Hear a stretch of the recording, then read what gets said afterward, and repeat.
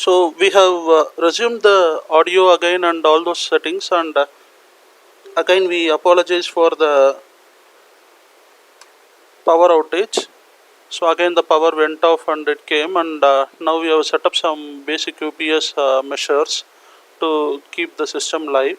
And to check whether the audio is in live or not, I need to ask you, so kindly comment it out, so whether the audio is fine or not.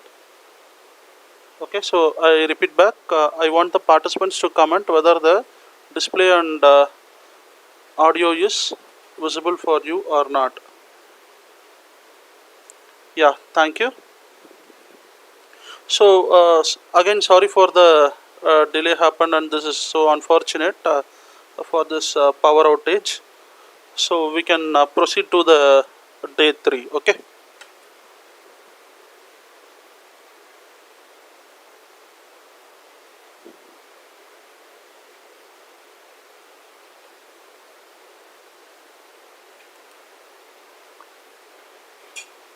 So this is the recap of the day 2, like what we have discussed, and we have discussed many things about the MQTT procedure and the client app demo, and also we just made a small app in the Fred, a Node-RED based platform, and how to get the messages from the MQTT, and we also discussed something about the IIoT and how the AI and the ML is going to help the IIoT, and with the help of a small analytics platform like this Edge Impulse, we have tried that Edge Impulse platform, and we took the live data of the mobile phone, and we have just uploaded those values. We trained the values using the anomaly detection and k-means algorithm, and we did all such parameter evaluation, and also we just finished the session with the live classification, right? So this is the thing we have made till the day 2. Okay, so now in day 3 what we are going to see is a small hardware demo and about the other IoT hardware platforms and other IoT clouds, what we have yet to discuss, and all those things we will just see today. Okay, so let's move to the next section. So before going into this, I would like to finish the hardware demo first. So is that fine for you all? So kindly comment it. So before going into this session, so I would like to finish the hardware demo first. So if that is fine for you, kindly comment in the live session. Okay, so I plan to finish the hardware demo first. So if you are okay with that, kindly comment it out in the comment section.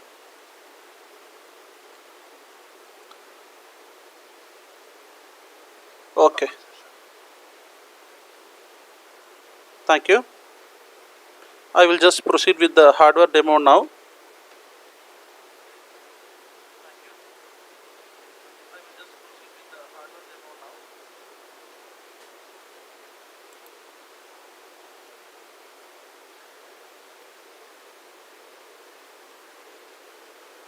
One second, I will just switch on the camera.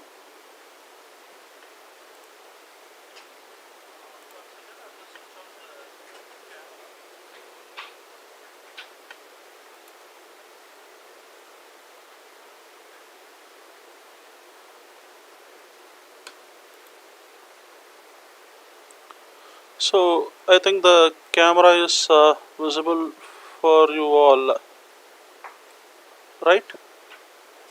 So the camera stream is visible for you all, it seems.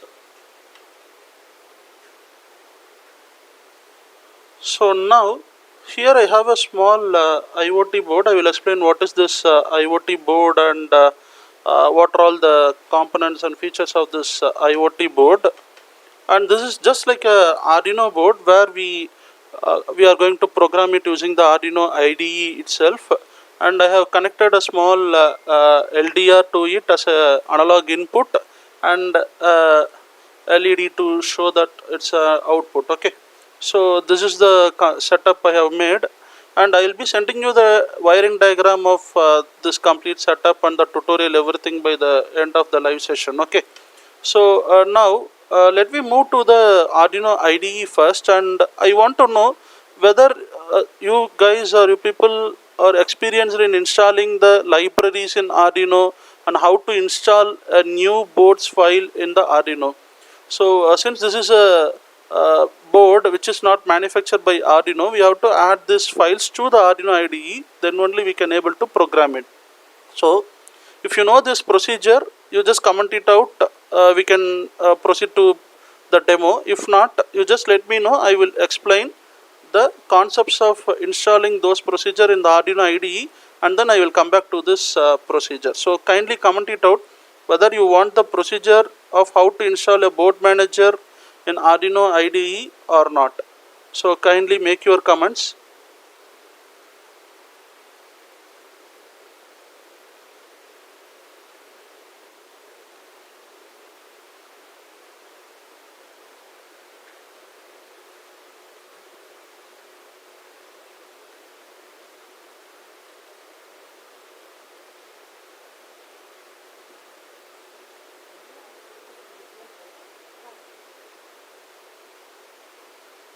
So this is a webcam, so I hope we can get much clarity over the board's screen capture. So it is a normal 2 megapixel camera, so the camera's thing is bit blur only, so I apologize for that. So yet I will show you the picture of the board and other things in the slides and in website, so you can have a good look of that. Okay.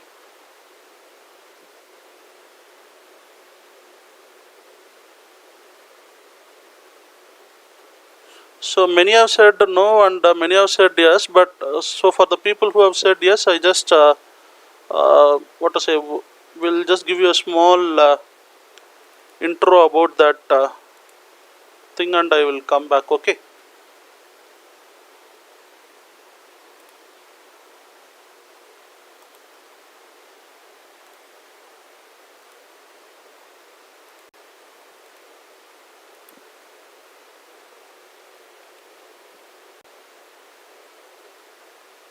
So I am opening the Arduino IDE.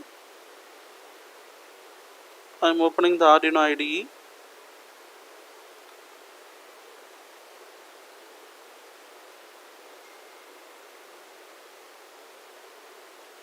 And in the web page, whatever board you are purchasing, they will be writing the board's GPIO and all the memory configuration and all the interfacings in a JSON format, and they store that file in many source code sharing websites like GitHub and all. So if we search that JSON link, we can able to find that.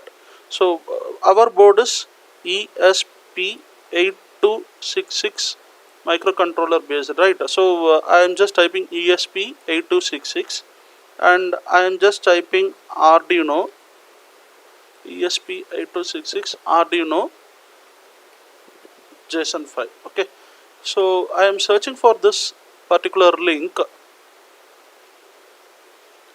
So while we are searching for this particular link, we will be getting the ESP8266 files for the Arduino in search. So you can click this. So you can click this.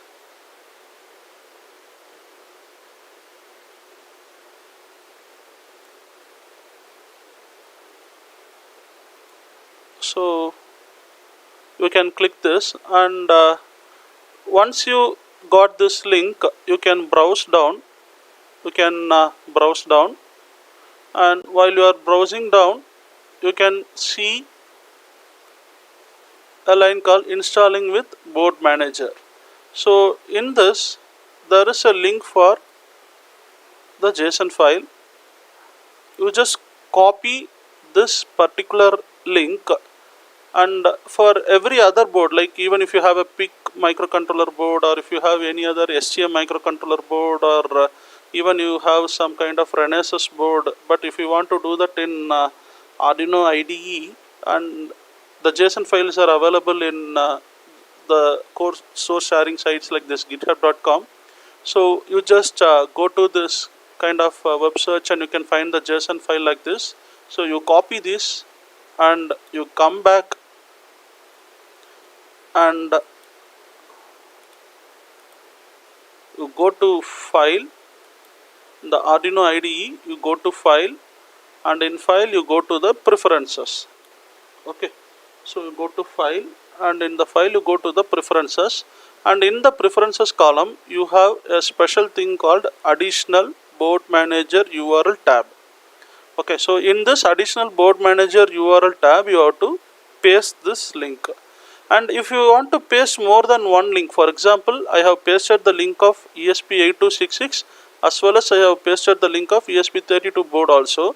So if you want to paste more than one link, then kindly add a comma over here. So the board manager's URL has to be separated by a comma, and you can put lot many as links over here. And after you pasting that link, you just give OK. And after giving OK, you have to come to the tools tab, and in the tools tab you have to go to the board, and in this board you can find a small menu called board manager. So in this board manager you have to search for the board link what we have added. Okay, so at initially it will be updating itself with the latest repositories added, so it will take some time. So it will say downloading platform index, and once that is completed we can search for the board. Okay, so if you just type the board name, you can get a small information about the board. And since I have already installed, it says installed, but if you are doing it for the very first time, you will be having a button over here called install, and you have to click that and it will download all the board manager files, and it is a huge lot of files and it takes almost 15 to 17 minutes of time to complete. Okay, so this is the procedure of how to include a board manager file into a Arduino IDE, so that we can use other boards file to work in our Arduino IDE. Okay, so coming back,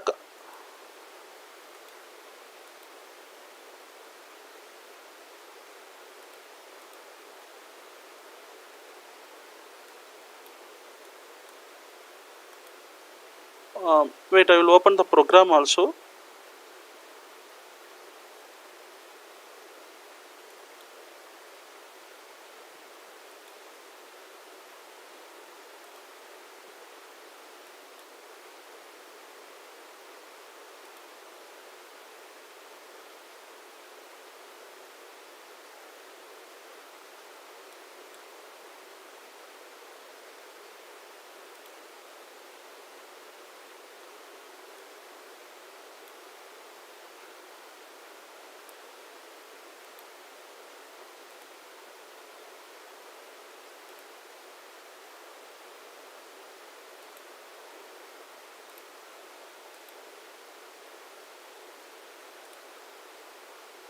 Okay, so this is my program. So I will just increase the font size to make it more visible.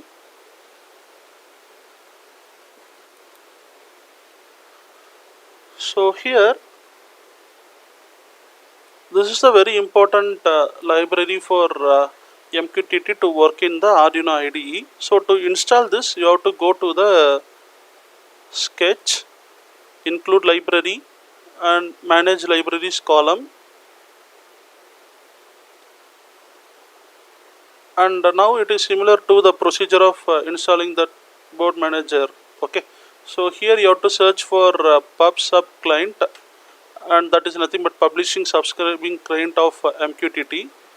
So once it's getting updated, we can search over here.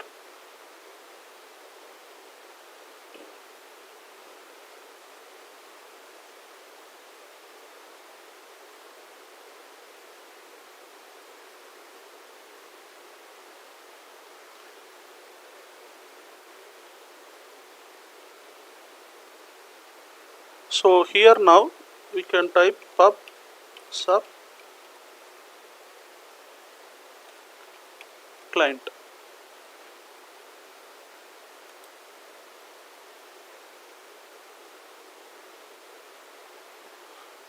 So here if you just browse down, we have many PubSub client libraries available, but this particular library by Mr. Nick O'Leary is the only official working MQTT library. Many people have developed many MQTT libraries and they have put up in the website, but this particular PubSub client by Mr. Nick O'Leary is the official MQTT client, so that you can click install, and I have since already installed. It's not visible for me, so after installing that you have to close it. And now we are defining the LED pin 16 of my node MCU as my output pin for the LED, and this ESP8266 board has only one analog port, A0, so I am using that for giving the analog input from my LDR.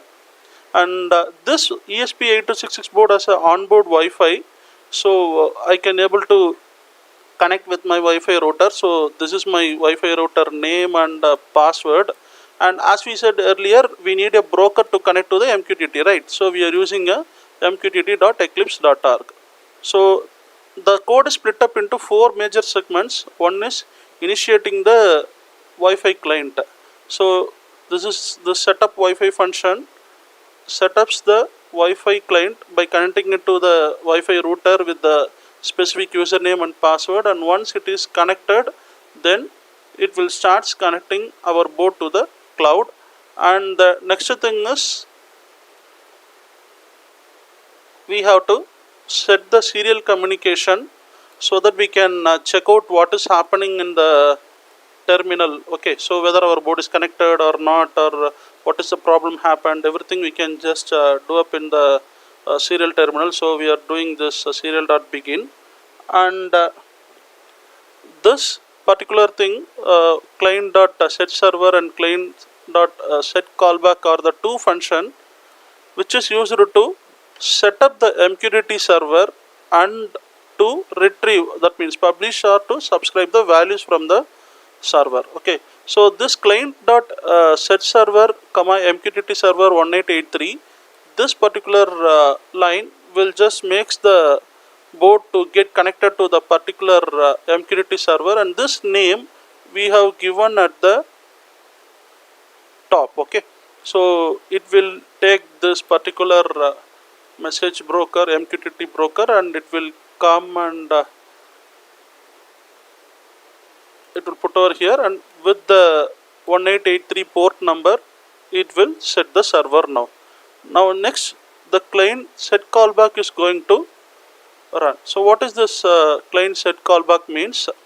It's nothing but a function returned for receiving a LED. Okay, so for example, in my Fred Node-RED dashboard or from my MQTT client app, if I also set the same broker mqtt.eclipse.org and using the same topic, if I am going to publish any value, then that particular value has to be stored in some array, and that value has to be read individually in that array. And if the value is equal to a particular user defined one, then we can make a LED to on, or a relay to work, or a buzzer to glow, or a valve to open, like the kind of application we can put. So the thing is, here we have just given the topic, under what topic we are going to subscribe, and this topic is described here. Okay, client.subscribe blue. So under the MQTT broker, mqtt.eclipse.org, we are going to publish the values under the topic blue.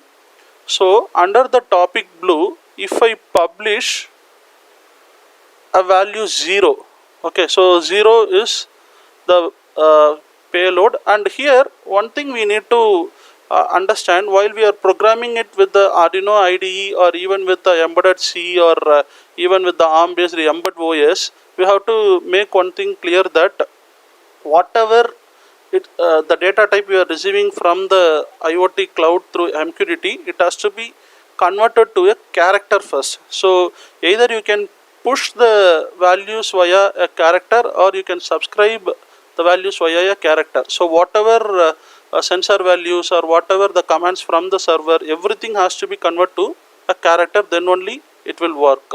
So that's one important thing we need to do. And here, if the value received is 0, then I have to switch off the LED, and if the value received is 1, then I have to switch on the LED. So this is one command I have written over here. And the reconnect function is nothing but if the MQTT fails due to some network issue, then it has to search for the particular client ID. Client ID is the known thing for you. We have defining this in our app and other things, right? So with the client ID, it has to reconnect and it has to resume. So that is the work of this reconnect function. And browsing down, we have the next thing.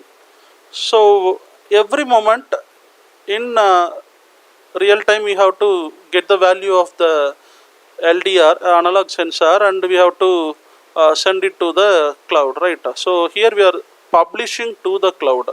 So we are publishing it under the topic LDR.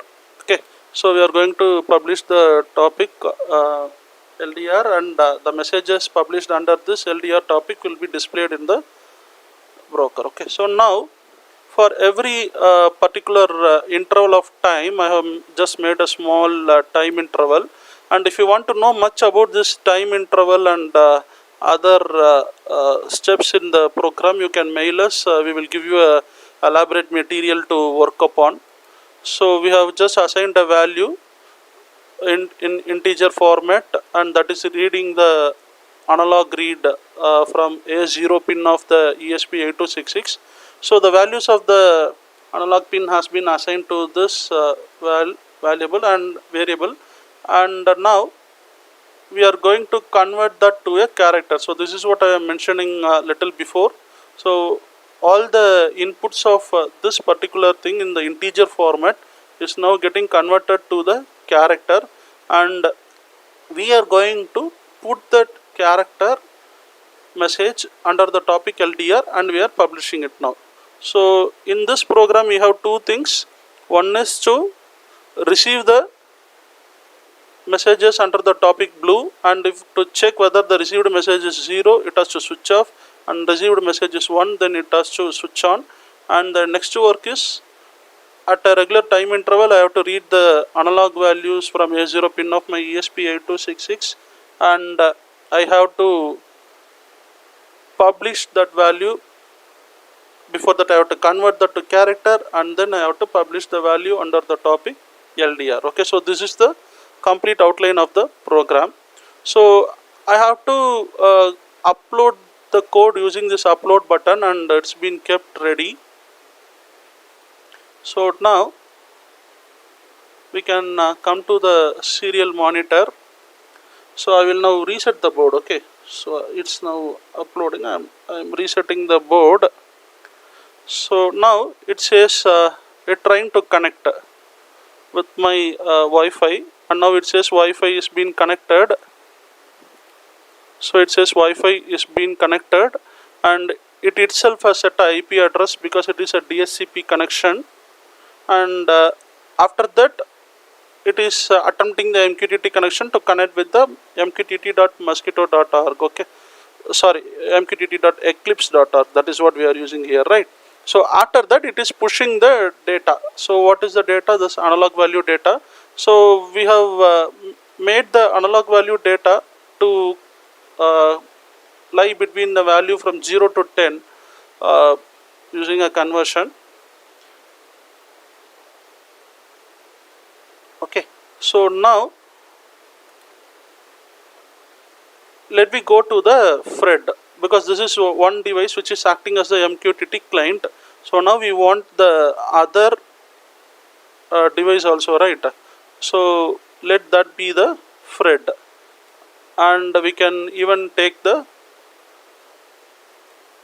camera live streaming over here.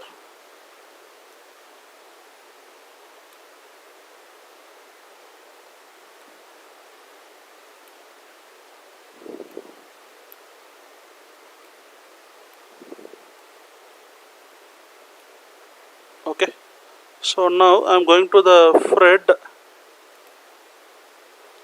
So in the thread I have made two things. So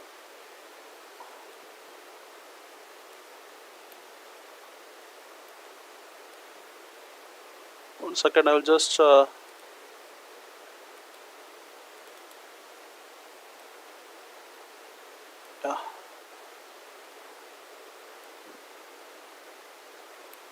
So in the thread I have made two things. So one is I am receiving the values published under the topic LDR and I am giving that to a text, and I am viewing the same in the message payload. And the next is I have used a text input because I have to give either 0 or 1 to control my LED, right? So here I am just typing 0 or 1 over here as a text input, and that is being received by the MQTT input. Okay, so let's we check what is inside over here. So under the topic LDR, I'm going to publish under the broker Eclipse. Okay, so Eclipse is MQTT eclipse.org. Okay, so everything has been done over here, and here I am publishing under the topic blue under the same mqtt.eclipse.org. Okay, so now I am coming to the UI panel.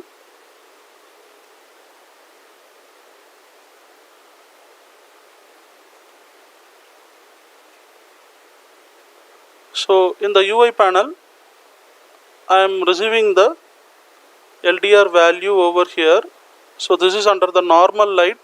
I am receiving the LDR value over here. So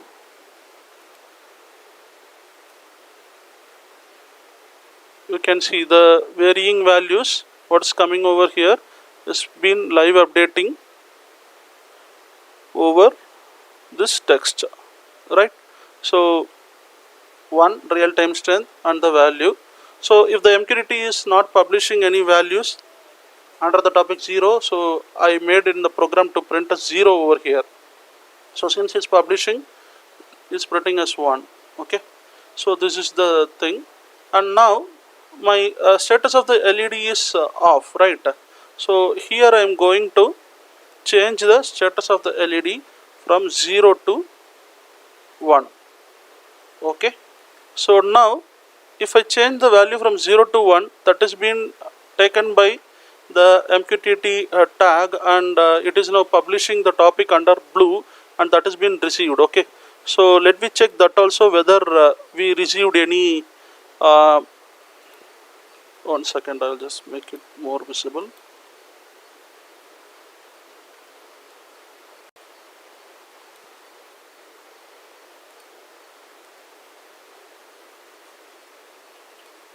Okay, so now I'm just switching off the LED data, so you can just see turn off LED is being printed and the LED is off.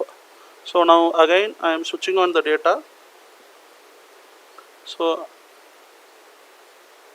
you can just see turn on LED and the LED is on. Okay, so this is how through MQTT I can able to control, or I can able to retrieve any value of the sensor.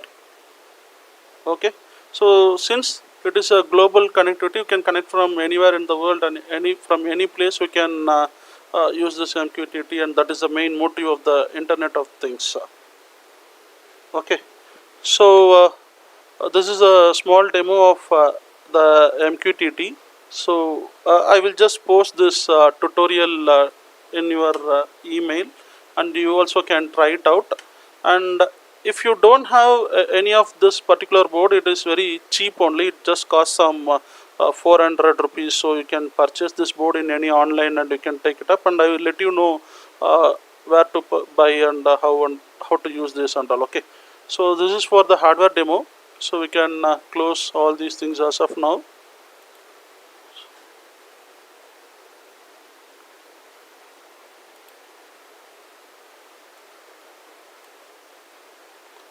So let me come back to the PPT.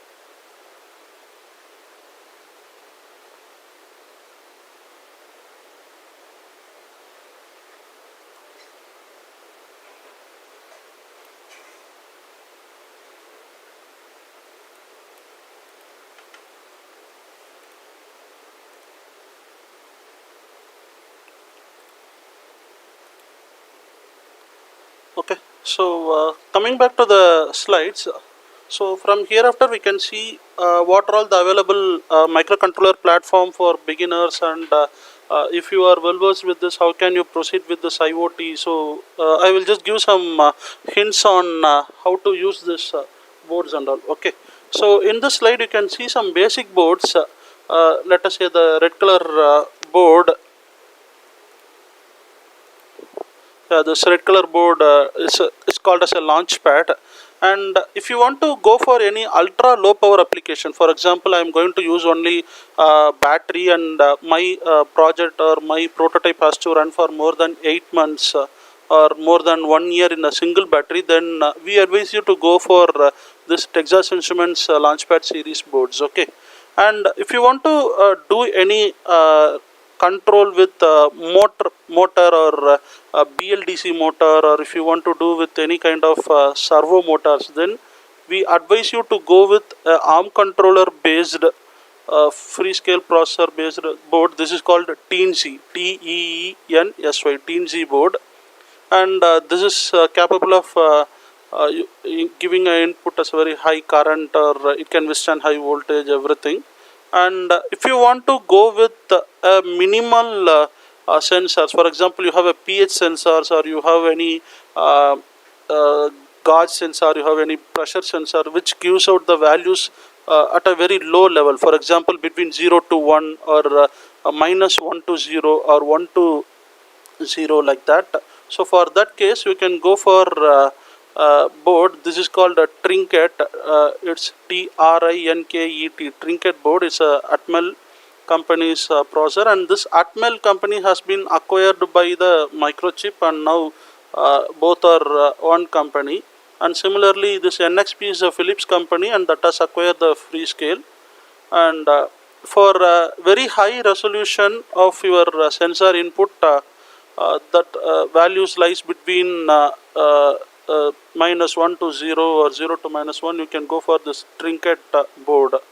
And if you want to go with a high resolution faster values, for example I want to count 1000 pulses per second, or if I want to do multiple operations in a single moment, then I have to go for this kind of SGM based Nucleo boards. So this white color board is called Nucleo, NUCLEO, Nucleo board, and you can go for this, and you can even port a real-time operating system in this board, and you can do lots of application. And as of all you know, only this Texas Instruments and ST Microelectronics processors are widely used in consumer grade appliances. For example, if you have a microwave oven, or if you have a washing machine, or if you have a small ticketing machine, then these two controllers are widely used. And next, coming to the famous known platform Arduino, it has I hope this doesn't need much introduction. Many of them have seen this Arduino, and you can use it for prototyping purposes. So similarly, Microchip company, who manufactures the PIC microcontroller, they also have come up with the MP Lab Express board. So this is also very low cost, at the range of some 400 rupees or 500 rupees, and you can purchase this board if you want to work with the PIC microcontroller in embedded C. And the last one is from Expressive. This is the ESP32 board, and this ESP32 board is the cheapest board available in the market for IoT. So it has a inbuilt Bluetooth and Wi-Fi, and it has a dual Cortex ARM controller, and it has multiple support for Ethernet, SPI, and COAP. And okay, so you can use this board. So we recommend to for the hobbyists, we recommend you to go with this board, as the cost is very low, and you have a good community support, and you have all such things available in the internet to start with. But this board doesn't have any connectivities, right? So how we can connect these boards to the IoT or to the gateway with what all protocols available? So for that, so these are the available protocols. Okay, so we have LoRa, and in LoRa the permissible frequency is 865 to 868 megahertz, and only in this megahertz you have to buy the compactable LoRa modules. LoRa means long range radio. The advantage of this is to have control of or transmission of your data till 10 kilometers in open range, and if you want to have any wide applications which has a long distance of your data to be transmitted, then you can go for this LoRa. And you know this Bluetooth Low Energy 5.0 is just a Bluetooth module, but in Bluetooth 5.0 the main advantage is they have come up with a mesh network. So multiple devices can form a group, and any one devices can send the data to the gateway. So this is one thing. And highway remote addressable terminal is HART, and wireless HART is one such instrumentation protocol which is used in industries, and it's a serial port. Via serial port also you can connect the gateway.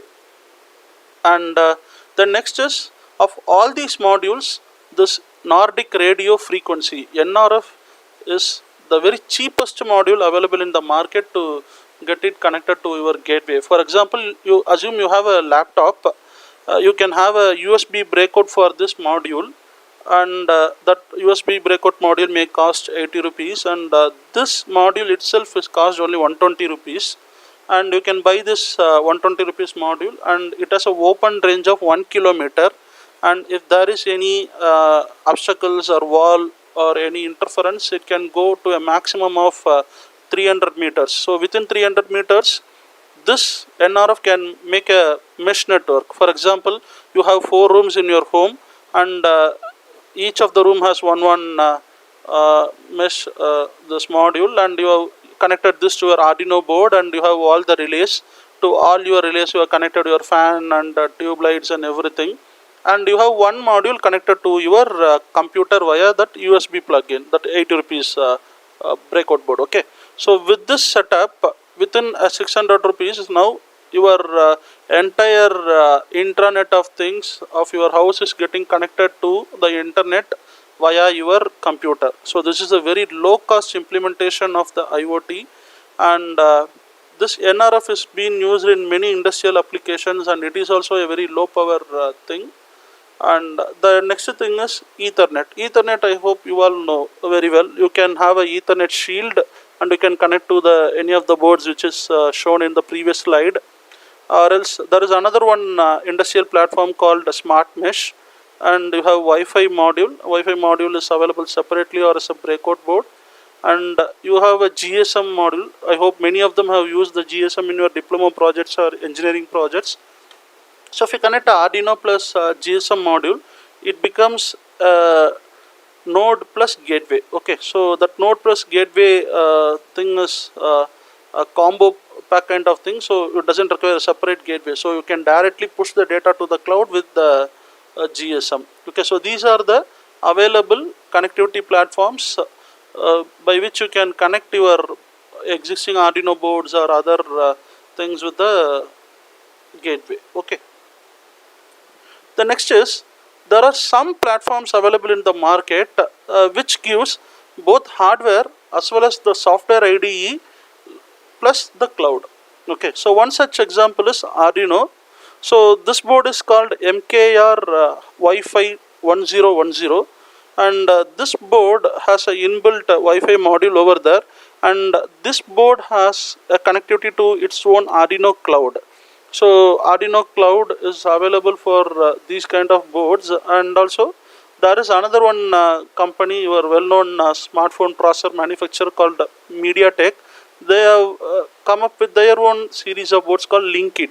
Okay, so they have a brand called Linkit, and with this they are manufacturing their own board, and they have their own cloud, and they have their own IDE like the Arduino IDE. And there is another one company called Particle, and this company is manufacturing both Wi-Fi based modules and GPS based modules, and also the cellular based modules. So you can directly put a SIM over here, and you can connect to the sensors, and now you are ready to connect with the cloud. So all these platforms is communicating with its own cloud, with its own hardware. Okay.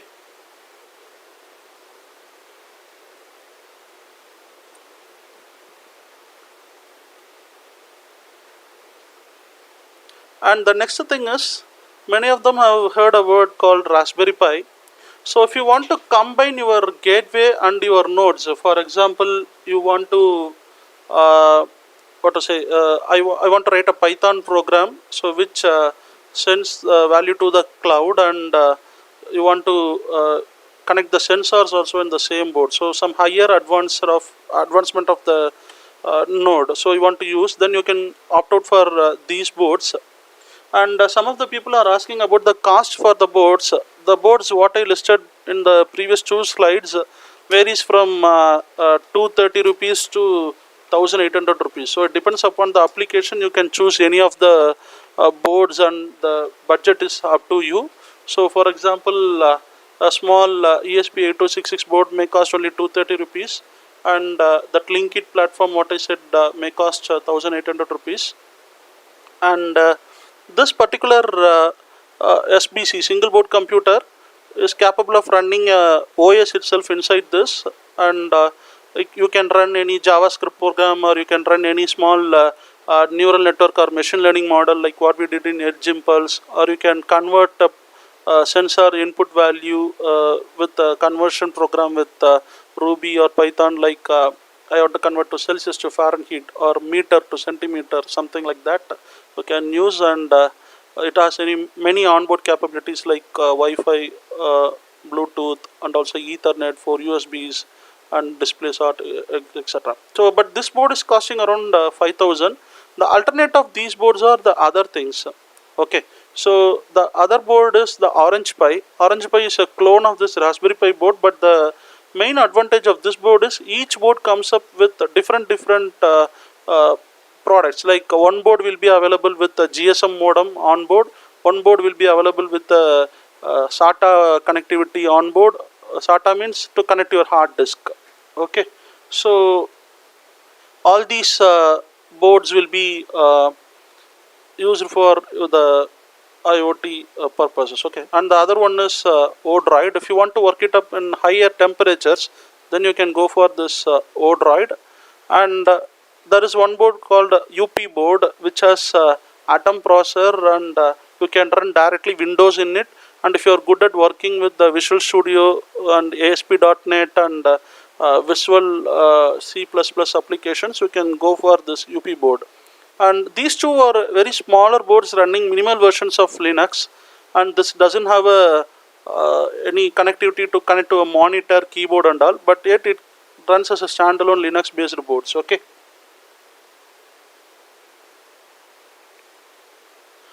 And now coming to the cloud platform for beginners. So these were the easiest cloud platform to start with. Okay, so you have Blink, you have Adafruit.io, or you have Dweet.io and thingspeak.com. So these are the important things that you can go for easiest cloud architecture. And this other series of IoT cloud dashboards like ThingsBoard, Thinger.io, Cloud MQTT, My Devices, what we call as Kane, and UbiDots, all these are little complex dashboards, but all these are free to try. Okay, so you can up to 5 devices, or up to 1000 messages per month, or up to 6 samples per second, like that. They will be setting an interval, and you can use this for free, okay, for your projects and for your prototyping. And this atmosphere IoT or the things network, Cumulosity or Lozent, all these are more complicated IoT networks. So once you are experienced with this IoT, then you can go with these things, okay. So these are the market available platforms which are used by most of the students and other hobbyist people, okay. And when you are coming for the business, so what are all the IoT cloud dashboards being used by the industries or any business people? So one is the Google Cloud Platform. So Google has its own IoT. Microsoft has its own IoT called Azure. And I have said a protocol like AQMP, right? So Advanced Queuing Messaging Protocol. So that is the primary protocol being used by this Azure. And we have Amazon also having its own IoT called AWS IoT. And General Electric Company has its own IoT called Predix. And Bosch has its own IoT called IoT Suite, and Oracle has. And even Nokia has its own IoT. And Nokia is one of the first company in the world to integrate the IoT with the 5G. Okay. So only Ericsson and Nokia company have come up with such solutions, and Nokia, though it failed in the mobile phone market, it has come up with boom in IoT sector. It is the only company to first integrate the IoT protocols with the 5G network. And you know about the SAP ERP, Enterprise Resource Management. So SAP also have their own IoT platform called Leonardo, and IBM has its own. And ThingWorks and Vele are the two private companies who offer services to bigger companies like Yokogawa or Ford or our Whirlpool, Daikin or Akai or our LG, such kind of companies. So these companies doesn't invest their time and other things in their developing the IoT. Instead, they get services from the companies like this. Okay. So the next thing is for your understanding, we Bluetronics also have come up with smaller IoT boards for the training. So from our training experience with the past 8 to 10 years, we just came up with a small IoT board which has all these features. So it's also very low cost. So if you want, you can approach us for the purchase of this board. So just for information, you can also make your own board like this.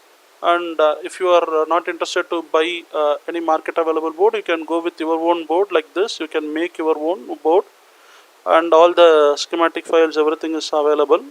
So if you want to purchase this board, you can get it, and it has all such preliminary interfaces to start with. And there is a advanced version of this board. So this board has almost all the pins and IOs available. So you have all the sensors and all the IOs available to work with, and all the GPIO pins are exposed here.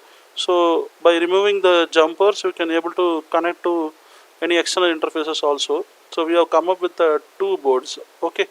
So these are the two boards what we have developed for the training and prototyping activities. So if you want, just mail us to iotlab@psnacd.edu.in or info@bluetronics. Okay, so this live demo we have finished just now, and so for the participants who are asking for this presentations and the certificate, after filling the feedback, we will be sending you the certificates. And here I would like to pinpoint one thing. Before giving some hints for the IoT beginners and other things, those people who are interested to hear this, you can retain in this session. Else, we will be opening the feedback section from 11:15 to 11:45. Okay, so we have another 10 more minutes to discuss about the beginners suggestions and hints. Okay, so I'm going to give that. So those who are interested, you can be in session and you can hear that, and then you can go over and you can fill the feedback till 11:45. And those who are not interested in hearing the beginner hints, you can skip this session. You can directly go to the feedback, and I thank you all the participants for attending this. Okay. So all the PPTs and tutorials will be sent to your individual mail.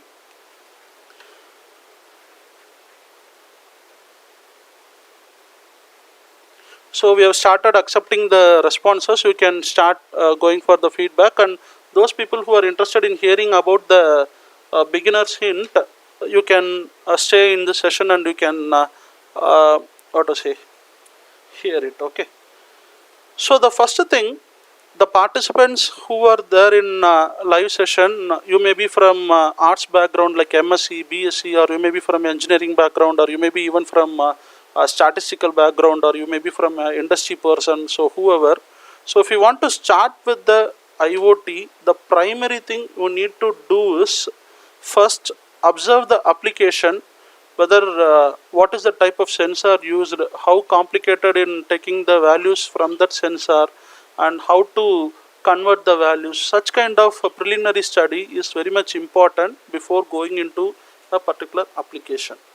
And if you want to choose any particular microcontroller or board, just only because of you know that board, don't choose it. For example, I know Arduino board, or I know how to work with Arduino Mega board, or I know how to work with Raspberry Pi. So such only for that reason, don't choose the same board for all your applications. So for each of the application, the choice of the microcontroller or the choice of the board will differ. Yet as you are in the beginner stage, we suggest you to stick to one particular cloud platform and one particular board. For example, if you are going with ESP8266 or if you are going with ESP32, stick on to that board and stick on to one particular platform like this Fred, or like any of one Blink or Thinger.io or Ubidots or any other thing, and you stick to that, and only you train with that particular board and that particular IoT platform. After you get trained in that and you get expertise, then you go to exploring the other microcontroller platforms and other IoT platforms, and you can explore much. So during the beginning of your IoT practice, you just we recommend you to just stick on to one IoT board and one platform. And regarding the sensors, first start with the basic sensors like any LDR or any ultrasonic sensors or any small pot like that, and for digital use any switches or use any particular PIR sensor. So use any basic sensors like this.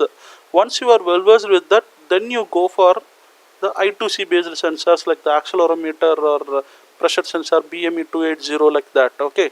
So why I am saying this is tutorials are available a lot in the internet. Just by copying the code in the internet and pasting it over here doesn't make any sense. You need to know how to calibrate the sensors in the header file of the sensor library, and you need to know how to work with the sensors in connecting to that. So to know that, you need to know all the A to Z of the sensors. So for that reason, I recommend and I suggest you to stick to the particular basic sensors, and once you get trained, then you go with the next thing. And when you considering this communication, so we advise you to go with the Wi-Fi module first, like this ASP8266 or the Arduino MK or 1010 Wi-Fi boards like that. And for IoT, use the Wi-Fi because that's wireless, so you can keep it and place it anywhere, and Wi-Fi is accessible in your college or in your mobile phone hotspot or in your home Wi-Fi router. So this is the known technology available to you. So we advise you to stick to the Wi-Fi for communicating with your gateway. And the next thing is, while you are working with these kind of platforms, you may encounter some problems, like after running 8 hours continuously or after running 10 hours continuously, you may get a value getting malfunction or working. It's absolutely normal. So since you are using a free platform and you are using a small basic sensor boards which has been used only for prototyping, you may execute some errors. So just learn from that errors. So once you make your own industrial platform or your own concrete board, then only you will know what is the issues in that board, why it is not connecting or disconnecting. So if you are buying a board like Arduino Uno or ESP8266 Node MCU or other things, then it is very difficult for us to handle it, because we don't know what is the schematics of the board, right? So try to explore more with the application strategies or application use cases. For example, now you know how to control a LED. Now you know how to push a ultrasonic value to the cloud. Let me assume at this stage.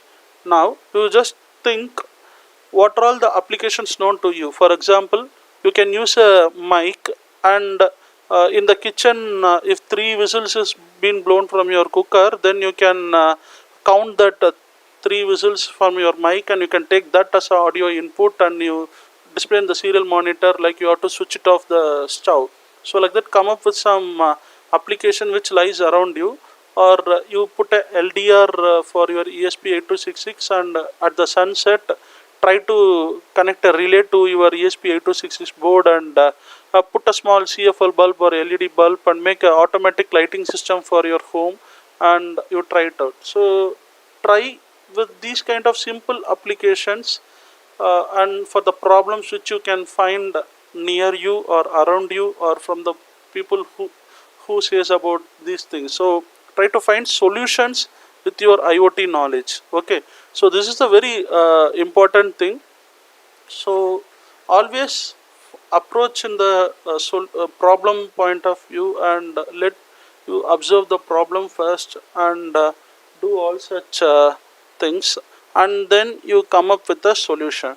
So if you go with this approach, then I am very much confident that you can participate in any hackathons, or you can win over any research grants, or you can take up with any funds, or your paper will get more oriented look, and you can do many things. And regarding the PhD scholars and faculties and other academic professors, I suggest you to go with these kind of platforms like ESP8266 and ESP32 based boards first, with the common platforms like Thinger.io or this Arduino Cloud, and make yourself engaged, and you try to implement the same with the laboratory applications. For example, you are measuring the current, you are measuring the voltage, you are measuring the speed, you are measuring the rotation, you are measuring the count, you are measuring the pH value,